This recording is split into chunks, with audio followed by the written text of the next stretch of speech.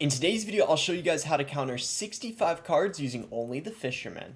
So starting off with the goblins, you can just go for your Fisherman higher up in the middle, and obviously he's going to be able to take them out really easily. Next up, we got the minions. Even though the minions are a flying card, obviously you can go for the Fisherman to tank last second before they reach your tower, and you'll be able to stop them without them getting any damage. Next, we have the spear goblins. For these, you can play the Fisherman right on top of them. Unlike the goblins, since they don't stab and they're ranged, it's fine to play it right on top. For the archers, if they're both coming in same lane, you can play the Fisherman right on top of them, just like the spear goblins, to wipe them out with ease. Even if the archers are coming in split, it doesn't matter. Go for your Fisherman higher up in the middle, and he'll be able to take them both out with ease. If the opponent goes in for the firecracker, obviously you're going to want to go for your Fisherman right there to get your king tower activated. This works even if the firecrackers evolve, but be sure to go for a different placement so her fireworks don't end up hitting your tower. If the opponent plays a knight, there's no rush. You can wait a little bit and then place your Fisherman in the middle. The reason why it's good to wait is so the tower deals some damage to it already, so it has less health when it gets pulled to the Fisherman. Next up, we have the bomber. Similar to the knight, you're going to want to place the Fisherman in the middle, and it's going to be able to pull the bomber, and with perfect timing, it doesn't even throw its bomb. Next, we have the royal delivery. Similar to the knight, you want to wait last second to place your Fisherman, so that way it doesn't deal any damage to the Fisherman. Next up, we got the Ice Spirit. Obviously, this is only one elixir, so you're mostly going to want to do this only if you're full in elixir. The Fire Spirit, on the other hand, deals a lot of DPS, so even though you're using a 3 elixir card to counter it, it's usually worth it. For the Electro Spirit, you can do the same thing, or if you don't have your King activated, you can place it behind your tower to get that nice and easy King activation. We are now on to the rare cards, and this is also going to be the Final Spirit, the Heal Spirit.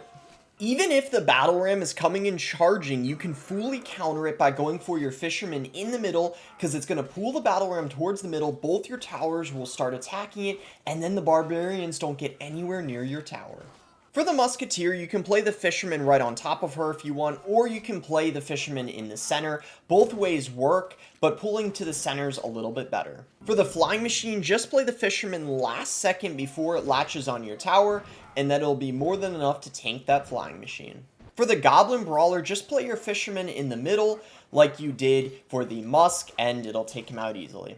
When the Mega Minion's coming in, just play the Fisherman last second. No need to rush, because if you play the Fisherman too early, the Mega Minion will get a lot of swipes on top of him. The Mini P.E.K.K.A. deals a lot of DPS, but it's no match for the Fisherman when you pull the Mini P.E.K.K.A. towards the middle and both your towers help out and the Fisherman stays alive. Now, I know the Ice Golem is obviously not much of a threat, but it still will damage your tower if you don't do anything, so when it's getting close to your tower, you can go Fisherman last second just to ensure they don't get that chip damage. For the Zappies, if they're all coming in the same lane, you can go for a Fisherman low next to your tower, and what'll happen is it'll pull one of the Zappies, and then it'll distract the other two. Even though they're constantly stunning the Fisherman has barely enough health to make sure the Zappies don't end up reaching your tower. For the healer, you don't need to react instantly and play your Fisherman, because if you play the Fisherman right away, it gives the healer more time to heal up, but if you wait, it means more damage has already been dealt to her before the Fisherman pulls her to the center. And against the Dark Goblin, pretty easy to counter. Just make sure you react quickly so it doesn't have time to lock on your tower. When the Giant's coming in, you can get that nice, valuable King Tower activation by playing your Fisherman one tile to the right of the center of your King Tower, and even though he gets one punch on the tower, it is well worth it. There are two ways you can counter the Valkyrie. One of them involves a King activation, the other is without the activation. Just pull her to the center where both of your towers target her, and then she won't get anywhere near the tower. The second way you can counter her does mean she gets one shot on the tower, but it's well worth it. If you play the Fisherman one tile more to the right than where you played it for the Giant, you pull the Valkyrie so she can splash the King Tower. Versus the Hog Rider, you can also get that nice King activation, and the Hog only gets one shot. Just do the same placement as you did for that Giant, and there you go, he'll turn on the King Tower. Next up, we got the Elixir Golem. For the Elixir Golem, you're going to want to play your Fisherman in front of the King Tower as it's getting close to your tower, and if you time it right, it's going to pull that E-Golem before it gets a shot on the tower. Now, when it breaks, sometimes the blobs, one of them might get pushed on top of one of your arena towers, but for the most part, that is still an incredible trade for that King activation. For the last rare, we got the Wizard. Kind of like the Musketeer, you can just go for the Fisherman in the middle to pull the Wizard towards the center, and then both the towers will assist in taking him out. Now we're on to the epics. So if the baby dragon's coming in, you're going to want to use your fisherman as a tank. You can go for that tank fisherman right next to your tower, and that baby dragon is just barely going to be stopped by that fisherman. If the guards are coming in, just go for your fisherman high up in the middle, and it's going to be just enough of a distraction to be able to deal with the guards before they reach your tower. You're going to have to be a little careful where you play your fisherman when the witch is coming in and spawning the skeletons. You don't really want to go for the fisherman right on top of the witch, because if you do, the skeletons are going to help take him out. But if you do that, then you can pull the witch and then kill her. For the cannon cart, you're going to want to play the fisherman right on top of the cannon cart. The reason you don't want to play it in the center is because it'll pull the cannon cart, and then after it turns into a cannon, after it killed the fisherman, it'll lock on your tower, so be careful not to do that. Even if the prince is coming in charging, the fisherman is going to be enough of a counter to the prince, because what happens is when the fisherman pulls that prince, it slows it down, and then the prince doesn't have time to charge up again to your tower. For the electro drag, it's not worth playing the fisherman behind your tower, getting the king tower activated, because it's basically going to kill the fisherman almost in the process, and the E-Drag would just simply deal a lot of damage, so instead just play him high up next to your tower. Now, the Hunter's kind of an interesting one. You actually want to play the Fisherman in a weird position where you want the Hunter to shoot the Fisherman before it pulls it, so that way it doesn't pull the Hunter into the Fisherman, and the Fisherman takes a headshot right to his face, which deals a ton of damage. For the skeleton army, it might look pretty scary as a swarm, considering the fisherman isn't exactly known as being a card that's good against swarms, but it will be enough of a distraction to deal with all the skeleton army. When the barbarian barrel's coming in, just take your time. You can go for the fisherman last second. You don't even have to play him in the center, just play him right on top, and he'll take no damage. For the wall breakers, be sure to react quickly, and if they split the wall breakers, unfortunately you won't be able to fully counter with just the fisherman. We will show the first king tower activation now versus an epic. Going for that fisherman to the right of the tower also works on the opposite side, obviously, and then when the executioner throws its axe again, it'll activate the king tower. There's two ways you can counter the Dark Prince. You can just play the fisherman in the middle to pull the Dark Prince towards the center, but the second way involves another king tower activation. If the Dark Prince is coming in, you can use the same placement that you used for the Valkyrie, playing your fisherman 2 tiles to the right of the center of the king, and if you time it correctly, the Dark Prince will activate the king tower. Similar to the Executioner, same placement, you can get a nice and easy King Tower activation against the Bowler. Just go for your Fisherman before he lines up on your tower, and in the first bowl, he'll end up activating the King. Now this is going to be an amazing positive elixir trade. The Golem costs 8 elixir, but the Fisherman can be used to pull him to your king tower, and because the golem's so slow, it doesn't even get one hit on top of your tower before getting pulled to the king tower, which basically means the golem practically gets fully countered, except of course the damage that it deals to your king tower, and sometimes one of the golemites goes back to your arena tower, but that damage is so insignificant. And likewise, the Electro Giant can be easily countered just like the Golem with only the Fisherman. You're going to want to go for the Fisherman in the same placement. Unfortunately, you are going to have to take a little bit of damage because of that stun, but that small amount of damage is well worth it to have your King Tower activated in the long run.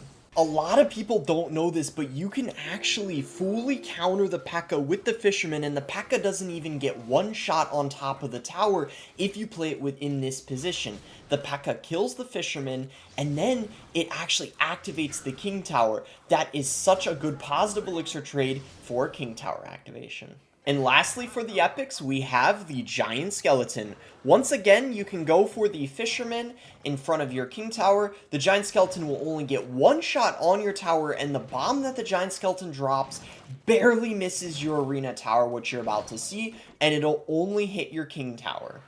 Now we are on to the legendaries. So for the Inferno Dragon, when that's coming in, you're going to want to kite that thing backwards before it latches on your tower. You're going to want to play that Fisherman at the bridge, and it's going to pull that Inferno Drag back. It's going to follow it and get nowhere near your tower.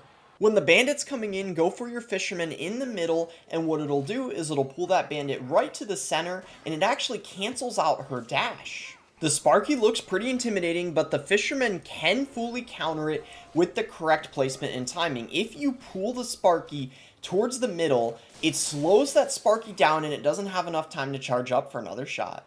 Since the Ice Wizard hardly deals any DPS, just play your Fisherman right on top of him. There's no need to really play it in the middle. it'll be just as effective right on top. Since the Mother Witch doesn't deal a lot of DPS, you can just go for the Fisherman right on top of her and just kill her easily. For the Electro Wizard, you want to do the same thing. You can't pull the E-Wiz because he stuns, so you're just going to want to play the Fisherman right on top of him. And now we got the Fisherman. So to counter the Fisherman with the Fisherman, what you can actually do is play your Fisherman last second when there's latches on your tower, and that's the most effective way to take it out. Unless you're a prediction god, if the princess is played at the bridge, you're not going to be able to react quick enough, but if she's walking down, about to go to the bridge, just Fisherman to pull her and take her out like that. For the Night Witch, because of the batch she spawns, you can't play your Fisherman in the middle to counter her. You're going to have to play the Fisherman right next to the Night Witch, and it's going to have just enough health to deal with her, and the bats will not reach the tower. So the Phoenix is going to be kind of similar to the Inferno Drag. You're just going to want to kite that thing backwards before it gets too close to the tower. Make sure to do it fast enough because it does drop that egg, which does end up splashing and dealing damage, and as you can see, that egg is getting targeted by the tower. If your opponent used a defensive miner and it's coming in on the counter push, just go for your Fisherman in the middle to pull that thing to the center, and it of course will kill it very easily. There's two ways you can counter the Lumberjack. The first way is by taking no damage. You can go for the Fisherman in the middle, pull that Lumberjack, and that rage will drop, hitting not any of your towers, and it gets no hits on any of your towers. The second way to activate the King Tower against the Lumberjack is by playing the Fisherman like that. You will take one hit on your tower, but it'll drop that rage, activating your King Tower. There are two ways you can counter the Royal Ghost with the Fisherman. The first way is just playing the Fisherman right on top of that Royal Ghost, and with the help of your tower, you'll kill it. The second way is a King activation. If the Royal Ghost is coming in on the inner or center tile, you can go for the Fisherman in that placement that I used before for the Valkyrie, and it'll end up activating the King Tower. You can activate the King Tower against the Ram Rider by using the same placement you used for the Giant and the Hog Rider. The Ram Rider will charge into your tower, but it's still well worth it to get the King activated. With the correct timing and placement, you can get the King Tower activated against the Magic Archer. Be sure to play it early so he doesn't take too much damage and die before he gets that final shot in. You can also activate the King Tower against the Mega Knight. It will, of course, get that one jump on top of your tower, but then after that, the Fisherman will pull it right to that King Tower, so then it'll be easier to defend for the rest of the match. Lastly, guys, we got the champions. Even if the Golden Knight is dashing, you can simply go for your Fisherman in the middle. It's going to pull that Golden Knight. It actually cancels that dash, and the Fisherman stays alive for a counter push. It's the same thing with the Mighty Miner, guys. The Fisherman can fully counter even if the Mighty Miner player uses their ability. It's not going to really matter and help it break through the Fisherman. There are two ways you can counter the Skeleton King. Now, unfortunately, if the Skeleton King player uses their ability, the Fisherman won't be able to fully counter. But if the ability isn't used, you can simply pull the Skeleton King to the middle, and that's method number one. And the second way you can counter him is, of course, a King activation by going for the Fisherman in that placement that you used for the Valkyrie and the Ghost. He will end up activating the King Tower. Similar to the Skeleton King, if the Archer Queen has her ability, you won't be able to fully counter her, but if she doesn't have her ability, just go for the Fisherman in the middle and pull her to the middle, and both towers will kill her easily. And lastly, guys, we got the Monk. Were there any that I missed? Let me know. And for the Monk, if they have their ability, it actually wouldn't really deal any damage. It would just be that damage it gets for the reflection.